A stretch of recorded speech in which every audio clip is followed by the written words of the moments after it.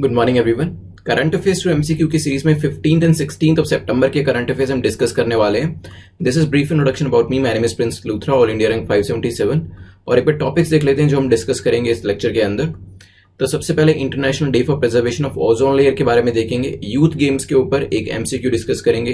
Hind Swaraj news में था, इसको डिस्कस करेंगे। Then there are two commission, the national commission for homeopathy bill 2020 and the national commission for Indian system of medicine bill को discuss करेंगे। Traditional medicine के ऊपर भी एक क्वेश्चन डिस्कस करेंगे। डेप्यूटी चेयरमैन ऑफ इलेक्शन को यहाँ पर एक एमसीक्यू के थ्रू देखेंगे। UN commission on status of women को देखेंगे। Then K. N.. दीक्षित कमेटी के बारे में डिस्कशन करते हुए डीप वेन थ्रोम्बोसिस के बारे में यहाँ पर एक एमसीक्यू हम सोल्व करेंगे। चलिए शुरुआत करेंगे कोटेशन के साथ। Successful and unsuccessful people do not vary greatly in their abilities, they vary in their desire to reach their potential. Now यहाँ पे इसको यूपीएससी में कैसे आप अप्लाई करेंगे, देखिए जो स्टेटमेंट है वो क्या कहती है कि जो एबिलिटीज होती है, इवन यूपीएससी की प्रिपरेशन के अंदर भी आप देखेंगे कि काफी सारे ऐसे एस्पिरेंट्स होंगे जिनकी abilities even though compare to others ज्यादा होंगी, फिर भी एग्जाम नहीं हो पाएगा। ऑन द कॉन्ट्ररी जिनकी एवरेज या फिर इवन एवरेज से भी कम एबिलिटीज होंगी, वो इन सर्टेन सिनेरियोज आपको एग्जाम को पास करते हुए दिखेंगे। और आपको हैरानी होगी ये देखकर भी कि जिसको आपने एक्सपेक्ट किया था कि ये तो एग्जाम को इजीली क्रैक कर लेगा, वो नहीं कर पाया। On the contrary there was somebody else who was very average, उसने उस एग्जाम को क्रैक कर लिया। रीजन यही है कि यहां पे आईक्यू से ज्यादा डीक्यू, तो इंटेलिजेंस क्वेश्चन से ज्यादा डिटर्मिनेशन क्वेश्चन की जरूरत पड़ती है इस एग्जाम को क्रैक करने के लिए। चीजें मुश्किल नहीं है समझना, आपने जो एनसीईआरटी 6th क्लास से 12th क्लास तक पढ़ते आए हैं आप वही चीजें पढ़नी और उसको ही अच्छे से अंडरस्टैंड करना है। तो यहाँ पे सिलेबस की बात करें, करंट अफेयर्स को समझना कोई मुश्किल नहीं होता है। इसके अलावा जो सब्जेक्ट्स हैं, हिस्ट्री, ज्योग्राफी और पॉलिटिकल साइंस, काफी इजी हैं चीजें। यहाँ पर ऐसा कोई रॉकेट साइंस जैसी चीजें नहीं पढ़ाई जा रही है आपको। तो जो सिलेबस है काफी इजी है, लेकिन यहाँ पे एक चीज जो दूसरे से अलग करती है आपको, वो है आपका डिटर्मिनेशन, कि आप किसी चीज को कितना ज्यादा चाहते हैं। तो जितना डिटर्मिनेशन ज्यादा होगा उतनी आपकी प्रोबेबिलिटीज एग्जाम को पास करने की ज्यादा हो जाएगी। So do not give this excuse कि आपके 12th क्लास में इतने मार्क्स आए, ग्रेजुएशन में इतने मार्क्स आए, because that has nothing to do with your exam और यहाँ पे जो आप पास करेंगे या नहीं करेंगे। क्योंकि यहाँ पर बहुत बार ऐसा देखा गया कि जिनके 12th class, 10th class, graduation में अच्छे मार्क्स नहीं थे, उन्होंने भी इस एग्जाम में टॉप किया है। और ऐसे स्टूडेंट्स जो कि कॉन्टिन्यूसली टॉप करते हुए आ रहे थे, गोल्ड मेडलिस्ट थे, वो भी इस एग्जाम को पास नहीं कर पाए। So it has nothing to do with your abilities, it has nothing to do with your IQ, it has nothing to do with your memory, it has everything to do with your determination, it has everything to do how bad you want it. तो जब आपको ये बहुत ज्यादा चाहिए होगा ना, तो ही आपको मिलेगा। चलिए जो नए मेंबर्स हैं उनको यहां पर देख लेते हैं। तो रेणु भारती, मालिनी सिंह, रोहित कुमार गौरव, नीरज आलोक, इन सब ने अभी हमें ज्वाइन किया है as a member. So welcome to all the members. Marking scheme आप जानते ही हैं कि आपको 6 या 6 से ज्यादा क्वेश्चन को ठीक करना है। 6 से क्वेश्चन अगर आपके कम करेक्ट होते हैं तो भी इसमें डरने वाली कोई बात नहीं है, क्योंकि ये जो सीरीज हमने चलाई है करंट अफेयर्स की, ये आपके इंप्रूवमेंट के लिए है। तो 0 भी स्कोर किया है तो बिल्कुल शान से कमेंट सेक्शन में लिखिएगा कि मेरा 0 स्कोर है, और फिर उसे दोबारा से अटेम्प्ट करके उस कमेंट को एडिट करिएगा और उसमें रिवाइज करके लिखिएगा कि अब मेरा स्कोर 10 है। ठीक है, तो अगर 0 भी है, 2 भी स्कोर है, 1 भी स्कोर है, तो लिख दीजिए उसे कमेंट सेक्शन में। दोबारा से 1 घंटे के बाद अटेम्प्ट करिए और फिर 10 आउट ऑफ 10 आपका आना ही चाहिए। चलिए पहले क्वेश्चन पे चलते हैं। पहला क्वेश्चन हमारा ओजोन लेयर को लेकर है। पूछा गया which of the following statement is or are correct about international day for the preservation for the ozone layer. Ozone layer के प्रिजर्वेशन के ऊपर यहां पे क्वेश्चन बनाया, पूछा गया कि कौन सी स्टेटमेंट करेक्ट है। 3 स्टेटमेंट्स है। पहली कहती है it is observed on 16th of सितंबर। तो ओजोन लेयर डे जो प्रिजर्वेशन के लिए है वो 16 सितंबर को ऑब्जर्व किया जाता है, हो सकता है। The Vienna convention is for the protection of ozone layer. क्या वियना कन्वेंशन ओजोन लेयर की प्रोटेक्शन को लेकर है? Maybe. Montreal protocol is concerning substances to deplete ozone layer. तो जो मॉन्ट्रियल प्रोटोकॉल है वो ऐसे सब्सटेंस से एसोसिएटेड है जो कि ओजोन लेयर को डिप्लीट करते हैं। सोचिए क्या आंसर होगा, फिर डिस्कस करते हैं। चलिए देखिए, क्वेश्चन इसलिए बनाया गया है क्योंकि 16 सितंबर को हम ओजोन लेयर को ऑब्जर्व करते हैं। तो पहली स्टेटमेंट हमारी करेक्ट हो जाती है। वियना कन्वेंशन की बात करें, yes it is for the protection of ozone layer. Ozone layer को बचाने के लिए, ओजोन लेयर की प्रोटेक्शन के लिए ये जो पर्टिकुलर ट्रीटी है 28 कंट्री ने साइन करी थी 22 मार्च 1985 को। ठीक है, और इसके 2 साल के बाद 1987 के अंदर इसी की वजह से एक मॉन्ट्रियल प्रोटोकॉल का ड्राफ्ट जो था वो पावर में आया था और इसके अंदर ऐसे सब्सटेंसेस की बात करी गई थी जो कि ओजोन लेयर को डिप्लीट करने के लिए रिस्पॉन्सिबल होते हैं। कौन कौन से सब्सटेंसेस हैं आप मुझे कमेंट सेक्शन में बताइएगा। काफी बार इस पे भी क्वेश्चन आ चुका है और काफी जगह ये हमें पढ़ने को भी मिलते हैं। जो हमारी एनवायरमेंट की एमसीक्यू की सीरीज होगी वहां पर हम इसको तफसील से पढ़ेंगे, बट ओजोन लेयर को डिप्लीट करने वाले सब्सटेंसेस कमेंट सेक्शन में लिख के मुझे बताइएगा। तो यहां पे दोनों स्टेटमेंट्स हमारी करेक्ट है। वियना कन्वेंशन ओजोन लेयर से ही रिलेट करती है और मॉन्ट्रियल प्रोटोकॉल ऐसे सब्सटेंसेस से एसोसिएट करता है जो कि ओजोन लेयर को डिप्लीट करने के लिए रिस्पॉन्सिबल होते हैं। आंसर हमारा हो जाएगा सी। ध्यान रखिएगा ये ओजोन लेयर 16 सितंबर, ये भी आपको याद होना चाहिए। वियना कन्वेंशन के बारे में बात करी जाए तो ये मैं आपको बता चुका हूं कि ओजोन लेयर की प्रोटेक्शन के लिए मल्टीलेटरल एनवायरमेंटल अग्रीमेंट है जो कि 1985 के अंदर साइन किया गया था। यहां पर बात करी गई थी कि CFC दैट इज क्लोरोफ्लोरोकार्बन्स जो है इसके प्रोडक्शन को कम करना है, क्योंकि क्लोरोफ्लोरोकार्बन्स जो होते हैं हमारी ओजोन लेयर को नुकसान पहुंचाते हैं और जब ओजोन लेयर को नुकसान पहुंचेगा तो ओजोन लेयर जो यूवी रेज है उसको प्रोटेक्ट नहीं कर पाएगी। वो यूवी रेज धरती पे पहुंचेगी, हम लोगों के साथ इंपैक्ट करेगी, हम लोग हमारी स्किन के साथ इंटरेक्ट करेगी और स्किन कैंसर जैसी बीमारियां जो है वो इंक्रीज होंगी। ठीक है, तो इसी वजह से हम लोग क्या करते हैं, ऐसे सब्सटेंसेस जिनकी वजह से हमारी ओजोन डिप्लीट होती है उसका इस्तेमाल कम से कम करते हैं, प्रोडक्शन जो उसका कम से कम होना चाहिए, और ताकि हमारी जो ओजोन लेयर है एक तरीके से जो हमारी छतरी आपको यहां पे दिखा रखी है ओजोन की, ये बनी रहे और जो यहां पे यूवी रेज हैं वो धरती तक ना पहुंच पाए और स्किन कैंसर जैसी बीमारियां ना हो। चलिए नेक्स्ट क्वेश्चन पे चलते हैं, विच इज सेकंड क्वेश्चन। पूछा गया which of the following statement is or are correct. कौन सी दोनों में से स्टेटमेंट करेक्ट है। पहली स्टेटमेंट क्या कहती है, kabaddi and kho kho are part of the Khelo India youth games. तो खेलो इंडिया यूथ गेम्स जो है कबड्डी और खो खो उसका पार्ट है, हो सकते हैं। Second, kabaddi and kho kho also included in the list of games which qualify the meritorious sports person for government services। तो गवर्नमेंट सर्विसेज आपको पता है स्पोर्ट्स का कोटा अलग होता है हर डिपार्टमेंट के अंदर। अगर आप PSUs लेंगे जैसे कि ONGC है वहां पर भी स्पोर्ट्स पर्सन होते हैं। देन मिनिस्ट्रीज होती हैं वहां पर भी आपको स्पोर्ट्स पर्सन देखने को मिलेंगे, जैसे रेलवेज के अंदर आपको स्पोर्ट्स पर्सन मिलते हैं देखने को, यहाँ पे इवन आर्मी में भी स्पोर्ट्स पर्सन आपको देखने को मिलते हैं। तो यहां पे क्या स्पोर्ट्स पर्सन जो है गवर्नमेंट सर्विसेज के लिए कबड्डी और खो खो एक तरीके की क्वालिफाइंग गेम होती है उसके अंदर। सोचिए क्या आंसर होगा, फिर डिस्कस करते हैं। चलिए, तो खेलो इंडिया यूथ गेम्स की बात करें तो यस कबड्डी एंड खो खो दोनों ही इसके पार्ट होते हैं, तो पहली स्टेटमेंट हमारी ठीक हो जाती है। अगर बात करी जाए कबड्डी एंड खो खो की कि क्या इसके अंदर जो स्पोर्ट्स पर्सन बहुत अच्छा परफॉर्म करते हैं, मेडलिस्ट होते हैं, गोल्ड मेडलिस्ट होते हैं, सिल्वर मेडलिस्ट होते हैं, देश का नाम नेशनल इंटरनेशनल लेवल पे बहुत ऊंचा करते हैं, क्या वो गवर्नमेंट सर्विसेज के लिए क्वालिफाई होते हैं, या फिर गवर्नमेंट सर्विसेज सिर्फ हॉकी खेलने वाले को, टेनिस खेलने वाले को, बैडमिंटन खेलने वाले को, रेसलिंग क्रिकेट वालों को मिलती है। सोचिए, तो दोनों ही यहां पर करेक्ट है, कबड्डी हो या खो खो हो दोनों ही क्वालिफाइड होती है, तो आंसर हो जाएगा ए। चलिए नेक्स्ट क्वेश्चन पे चलते हैं, which is question number 4। Question number 4 बात करता है national commission for homeopathy bill 2020 के बारे में। पूछा गया कि इस बिल के बारे में कौन सी स्टेटमेंट आपकी करेक्ट है, कौन सा कथन आपका सही है। पहली कहती है it seeks to repeal the homeopathy central council act 1973। ये बेसिकली जो होम्योपैथी सेंट्रल काउंसिल एक्ट 1973 है उसको रिपील करेगा, हो सकता है। Second, the commission for homeopathy will consist of 20 members. तो यहां पे कमीशन बनाई जाएगी होम्योपैथी की जिसके अंदर 20 मेंबर्स होंगे, ये भी हो सकता है। It will set up a national commission for homeopathy. तो यहां पे होम्योपैथी के ऊपर एक नेशनल कमीशन बनाने की बात करी जा रही है। सोचिए,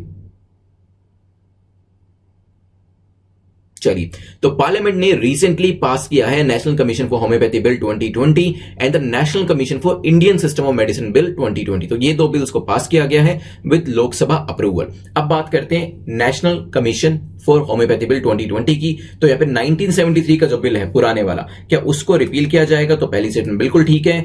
इस कमीशन के अंदर क्या 20 मेंबर्स होंगे? सेकंड और थर्ड स्टेटमेंट कहीं ना कहीं हमें बता ही रही है कि there will be a national commission for homeopathy जिसपे 20 मेंबर्स होंगे। तीनों स्टेटमेंट्स हमारी करेक्ट है, आंसर हो जाएगा ए। ध्यान रखिएगा नंबर ऑफ मेंबर्स जो होते हैं वो भी कई बार पूछ लिए जाते हैं। चलते हैं नेक्स्ट क्वेश्चन के ऊपर, जो national commission for Indian system of medicine bill के बारे में पूछ रहा है, जो मैंने आपको बताया था अभी रिसेंटली लोकसभा के अंदर अप्रूव किया गया है लोकसभा के द्वारा। तो यहाँ पे 3 स्टेटमेंट्स दिए, इसको लेकर पूछा गया कौन सी स्टेटमेंट करेक्ट है। पहली कहती है it seeks to repeal the Indian medicine central council act 1970। तो 1970 का जो सेंट्रल काउंसिल एक्ट है उसको रिपील किया जाएगा इसके द्वारा। It will set up a national commission for Indian system of medicine. एक national commission for Indian system of medicine को सेटअप किया जाएगा and the commission will consist of 20 members just like the previous bill. तो पिछले bill की तरह इसमें भी 20 मेंबर होंगे। सोचिए, चलिए, तो अब यहाँ पे बात करी जाए, दो बिल्स जो थे लोकसभा का अप्रूवल मिला है। तो पहली स्टेटमेंट यहाँ पे पुराने बिल को रिपील किया जाएगा, और पुराना बिल कब का है? 1970 का। तो पहली स्टेटमेंट आपकी करेक्ट हो जाती है, 1970 के बिल को रिपील कर दिया जाएगा। सेकंड, क्या national commission of Indian system of medicine को सेटअप किया जाएगा? तो यस, एक नेशनल कमीशन इसके अंदर बनाई जाएगी, जिसके अंदर 29 मेंबर होंगे, 20 मेंबर नहीं होंगे। तो ये डिफरेंस दोनों के बीच में आपको पता होना चाहिए, वहां पर 20 थे, यहां पर 29 है। आंसर क्या हो जाएगा? बी, क्योंकि पहली दो स्टेटमेंट्स करेक्ट है।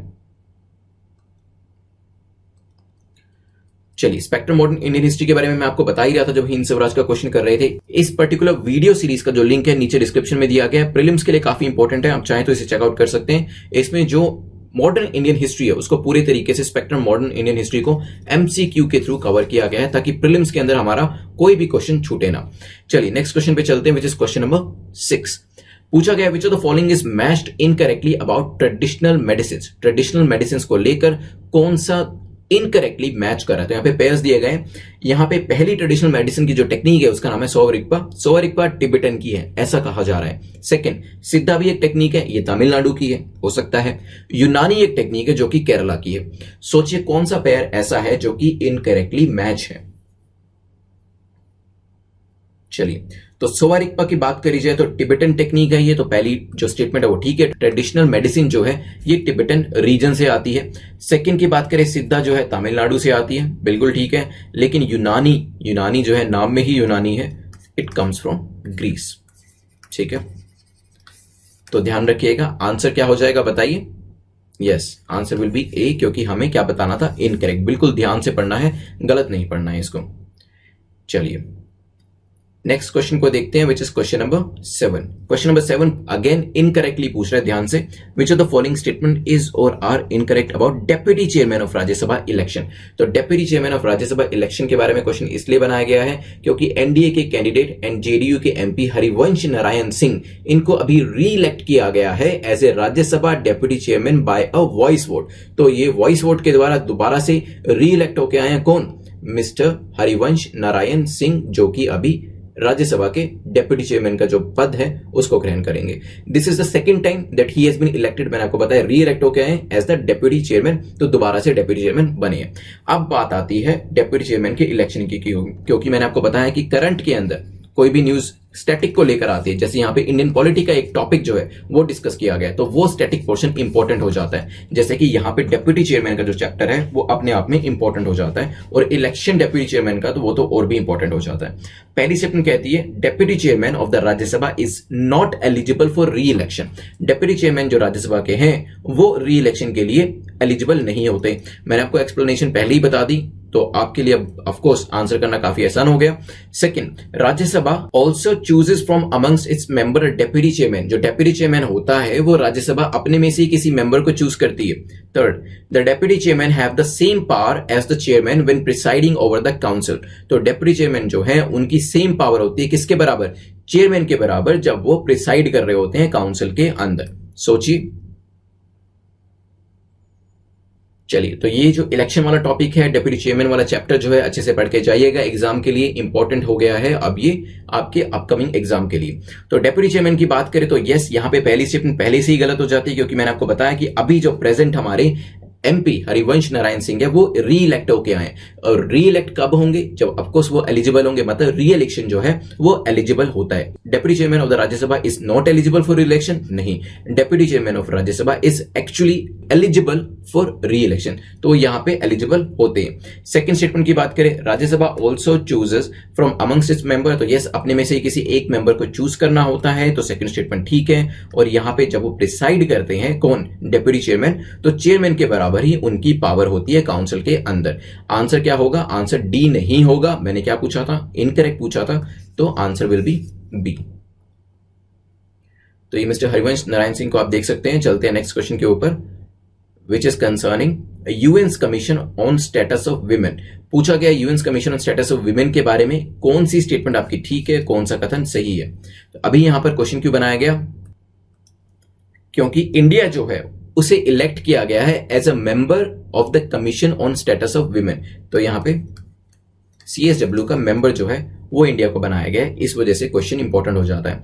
CSW जो है is the principal global intergovernmental body exclusively dedicated to the promotion of gender equality and empowerment of women. तो CSW जो है, जो मैंने आपको बताया, commission on status of women, ये जो है it is the principal global intergovernmental body exclusively जो डेडिकेट करी हुई है जेंडर इक्वालिटी और वुमेन एम्पावरमेंट के लिए हो सकता है। इट वॉज एस्टैब्लिश बाय इकोसोक, that is economic and social council, resolution in 1946। हो सकता है इस रेजोल्यूशन के थ्रू इसे बनाया गया हो। 45 member states of United Nations serve as members of the commission at any one time. एक टाइम पर 45 मेंबर स्टेट्स जो होते हैं वो इसके मेंबर्स ऑफ द कमीशन के तौर पे काम करते हैं। सोचिए, चलिए, तो बैकग्राउंड आपको पता है कि इंडिया को इलेक्ट किया गया है CSW का मेंबर, और यहां पे बात करूं तो 45 मेंबर्स एट ए टाइम इसके अंदर पार्टिसिपेट करते हैं, तो तीसरी स्टेटमेंट ठीक है। और CSW जो है commission on status of women, it is a body of economic and socialist council, तो उसी के रेजोल्यूशन के द्वारा बनाई गई है, तो यहाँ पे सेकंड स्टेटमेंट भी आपकी ठीक हो जाती है। अगर पहली स्टेटमेंट की बात करें, कॉमन सेंसिकल सी है, तो जेंडर इक्वालिटी और वुमेन एम्पावरमेंट के लिए काम करती है, बट क्या ये एक्सक्लूसिव है? यस, एक्सक्लूसिवली डेडिकेटेड है इस एरिया के लिए और इंटरगवर्नमेंटल बॉडी है। आंसर हमारा हो जाएगा सी, क्योंकि तीनों ही स्टेटमेंट्स हमारी करेक्ट है।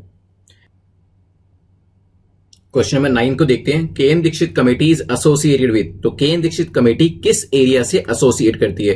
क्या फाइनेंशियल इंक्लूजन से करती है, RBI मॉरेटोरियम से, कल्चर से, फूड डिस्ट्रीब्यूशन से? सोचिए क्या आंसर होगा, फिर डिस्कस करते हैं।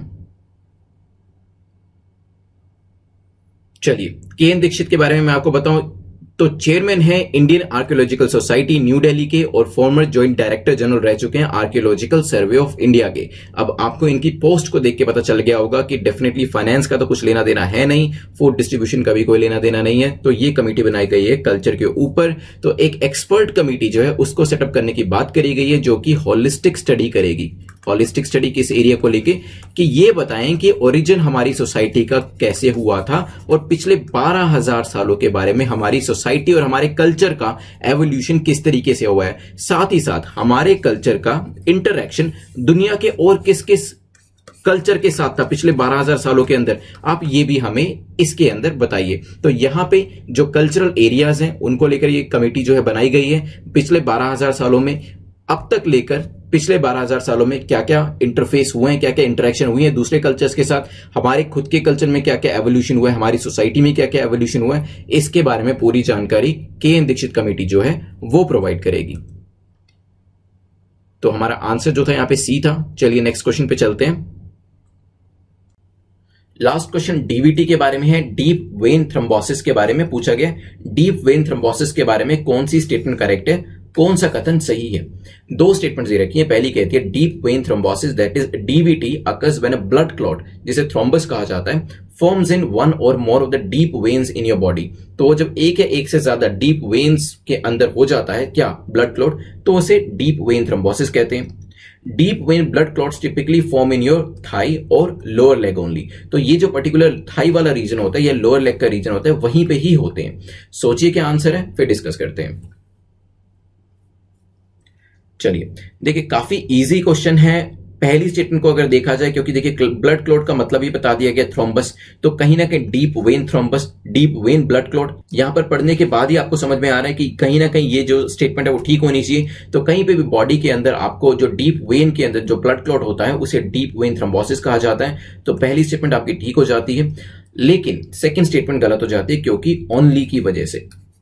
ठीक है, तो यहां पे ये जो वैसे डीप वेन थ्रोम्बोसिस होता है, जो ब्लड क्लॉट्स होते हैं, मेजरली प्राइमरली थाई और लोअर लेग वाले रीजन में होते हैं, लेकिन इसका मतलब ये नहीं है कि वो और कहीं नहीं हो सकते। इन सर्टेन इंस्टेंसेस जो बॉडी है उसके जो दूसरे पार्ट्स होते हैं वहां पर भी ये थ्रोम्बोसिस, ये ब्लड क्लॉट्स जो हैं वो देखे गए हैं। लार्जली थाई और लोअर लेग में ही होते हैं। इसी वजह से सेकंड स्टेटमेंट ओनली शब्द की वजह से गलत हो जाती है। आंसर हमारा हो जाएगा ए।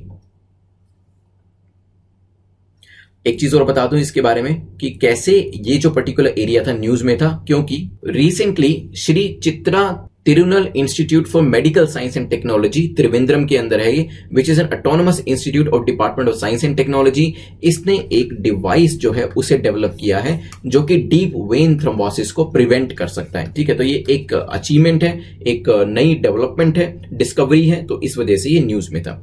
डीप वेन थ्रोम्बोसिस के बारे में भी हमने पढ़ लिया। तो इसमें क्या है, नॉर्मल ब्लड फ्लो में क्या होता है, आपका ब्लड फ्लो इस तरीके से हो रहा है यहाँ पे, लेकिन यहाँ पे आप देख रहे हैं कि जो ब्लड क्लॉट है वो बन गया है और ब्लड फ्लो होने में इससे दिक्कत होगी, और यहाँ पे दिस इज एम्बुलेंस। चलिए 10 क्वेश्चंस कंप्लीट होते हैं, हम 2 मिनट के अंदर रिवाइज करेंगे और फिर क्वेश्चन ऑफ द डे देखेंगे जो आपको आंसर करना है कमेंट सेक्शन के अंदर, then winner of the day के बारे में भी देखेंगे। चलिए डिस्कस करते हैं। तो सबसे पहले ओजोन लेयर के बारे में देखा था हमने, यहाँ पे इसका जो डे था 16 सितंबर को ऑब्जर्व किया जाता है, इसके बारे में पढ़ा था। वियना कन्वेंशन भी इससे रिलेट करता है, मॉन्ट्रियल प्रोटोकॉल ऐसे सब्सटेंसेस से रिलेट करता है जो कि ओजोन लेयर को डिप्लीट करते हैं। फिर हमने देखा था ओजोन लेयर बेसिकली एक प्रोटेक्शन शील्ड होती है जिससे कि जो सूर्य की किरणें हैं यूवी रेज खासतौर पे हम तक नहीं पहुंच पाती और जो स्किन कैंसर जैसी प्रॉब्लम्स होती हैं उससे हमें बचाव हो जाता है। सीएफसी जैसे क्लोरोफ्लोरोकार्बन है ये हमारी स्किन को नुकसान पहुंचाते हैं, तो ऐसी चीजों के प्रोटेक्शन के लिए मना किया गया, प्रोटेक्शन के लिए मना किया गया है, ताकि कितनी कम चीजें इस तरीके की प्रोड्यूस होंगी उतना हमारे लिए फायदा रहेगा। ठीक है, चलते हैं नेक्स्ट क्वेश्चन के ऊपर। नेक्स्ट क्वेश्चन में हमने डिस्कस किया था कबड्डी एंड खो खो के बारे में, तो ये हमारे खेलो इंडिया यूथ गेम्स में शामिल किए गए हैं और यहाँ पे गवर्नमेंट सर्विसेज के लिए भी इन दोनों खेलों को इंक्लूड किया जाता है, एज ए क्वालिफाइंग माना जाता है। फिर हमने देखा था 2 बिल्स के बारे में, national commission for homeopathy bill 2020 1973 का जो बिल है उसको रिपील कर दिया गया है। इसमें एक नेशनल कमीशन होगी जिसके अंदर 20 मेंबर्स जो होंगे उनको शामिल किया जाएगा। फिर इसके बाद हमने देखा था एक और बिल के बारे में, national commission for Indian system for medicine bill 1970 के बिल को निरस्त किया जाएगा। इसमें 29 मेंबर होंगे और साथ में ही नेशनल कमीशन जो है वो बनाने की बात करी गई है। फिर हमने नेक्स्ट क्वेश्चन नंबर 6 को देखा था। क्वेश्चन नंबर 6 के अंदर हमने वेरियस देखे थे। यहाँ पे ट्रेडिशनल मेडिसिन सोवारिकपा तिब्बतन का है, सिद्धा तमिलनाडु से है, यूनानी कहां से है, ग्रीस से है।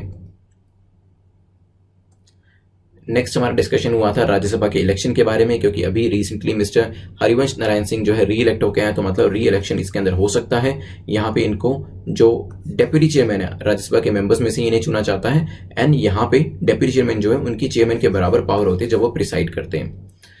देन नेक्स्ट क्वेश्चन में डिस्कशन हमारा हुआ था UN commission on status of women, तो सीएसडब्ल्यू जो है इंडिया को मेंबर बनाया गया। 45 मेंबर्स एक टाइम में मेंबर होते हैं, इकोनॉमिक सोशलिस्ट काउंसिल के अंडर आता है ये। और इंडिया जो है यहाँ पे 2021 से 2025 तक इस सीट को होल्ड करके रखेगा। के.एन. दीक्षित कमेटी बनाई थी टूरिज्म के ऊपर, बिकॉज यहाँ पे जो के.एन. दीक्षित हैं chairman of Indian archaeological society new Delhi, और वो पहले ज्वाइंट डायरेक्टर जनरल रह चुके हैं आर्कियोलॉजिकल सर्वे ऑफ इंडिया के। उनको काम दिया गया है कि पिछले 12,000 सालों में आप बताइए कि हमारे यहाँ पे एवोल्यूशन कैसे हुआ है, सोसाइटी का कल्चर का एवोल्यूशन कैसे हुआ है, और वर्ल्ड के अंदर दूसरे कौन कौन से कल्चर के साथ हमारी इंटरेक्शन थी, हमारे लिंकेजेस थे। प्रॉबेबली इससे जो टूरिज्म है उसको बढ़ावा देने की बात करी जा रही है। देन हमने डीवीटी के बारे में देखा था, डीप वेन थ्रोम्बोसिस के बारे में। ब्लड क्लॉट्स जो होते हैं वो हो जाते हैं और ये ज्यादातर थाई और लोअर लेग के अंदर होते हैं, बट दूसरे पार्ट्स में भी हो सकते हैं। मैंने आपको एक मॉडल के थ्रू इसको दिखाया था कि किस तरीके से ब्लड क्लॉटिंग होती है, और यहाँ पे ब्लड क्लॉटिंग एक बार देख लीजिए। तो ये तो नॉर्मल वेन्स हैं आपकी, और ब्लड क्लॉटिंग में यहाँ पे आपका जो क्लॉट है ये बन जाता है, और जो ब्लड फ्लो है वो कहीं ना कहीं हैम्पर होता है, जो कि नॉर्मल ब्लड फ्लो के अंदर नॉर्मल तरीके से चलता है। रिवीजन हमारी कंप्लीट होती है। अभी प्रीलिम्स के लिए जो क्वेश्चन का आंसर करना है, राजीव महर्षि कमेटी हमने लास्ट टाइम पढ़ा था, लास्ट करंट अफेयर्स के अंदर, ये किस लिए बनाई गई है। आप मुझे कमेंट सेक्शन में आंसर करिएगा कि राजीव महर्षि कमेटी किस एरिया के लिए बनाई गई है। और जो लास्ट टाइम क्वेश्चन पूछा था उसका पूजा महतो ने सही आंसर किया है, तो पूजा आप हमें netmockprep@gmail.com पे मेल करके बता दीजिएगा कि आपको जो PDF चाहिए वो हिंदी में चाहिए या इंग्लिश में चाहिए। इसके अलावा मार्किंग स्कीम के बारे में आपको पता ही है, जितना भी आपने स्कोर किया, मैंने आपको पहले ही बताया कि 0 भी स्कोर किया हो तो कमेंट सेक्शन में लिख दीजिएगा, और जब आप इसे दोबारा अटेम्प्ट करके आपका स्कोर 10 आएगा तब आप अपने कमेंट को ही एडिट कर दीजिएगा। आपको इसकी PDF जो है वीडियो की वो टेलीग्राम के चैनल पे मिल जाएगी, और साथ में कोई भी डाउट है आपका वो भी मुझसे टेलीग्राम पे पूछ सकते हैं। टेलीग्राम चैनल का लिंक नीचे डिस्क्रिप्शन में दिया गया है। You can subscribe this channel, bell icon को प्रेस कर दीजिएगा, बिकॉज काफी सारे लोग जो है बेल आइकन को प्रेस नहीं करते हैं, देयरफॉर जो नोटिफिकेशंस है वो उन तक नहीं पहुंच पाते हैं। Thanks for watching, have a nice day.